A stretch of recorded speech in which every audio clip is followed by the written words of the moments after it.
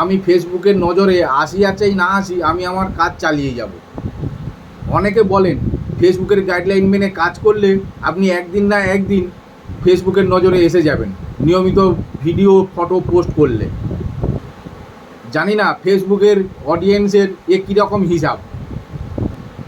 53,000 views থেকে একেবারে 33,000-এ নামিয়ে দিয়েছে। আমি পাউচ ব্যাগ ম্যানুফ্যাকচারিং করে থাকি, আর পাউচ ব্যাগের কাজকর্মও আমি দেখিয়ে থাকি, আর পাউচ ব্যাগ নিয়েই আমি ভিডিও করে থাকি। আমি পাউচ ব্যাগের কাটিং টিচিং সবই দেখাই।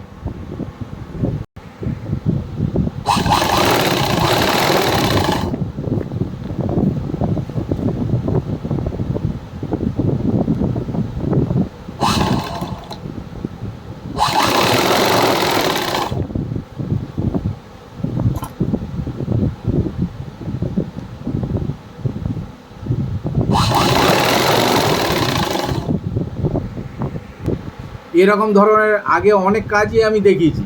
জানি না অডিয়েন্স কী চায়। আমার ভিডিও কি ভালো হচ্ছে না? আমার প্রোফাইলে তো কোনো রকম ডিস্টার্ব নেই, কোনো রকম প্রবলেম নেই, তাহলে আমার ভিডিও ভাইরাল হবে কবে?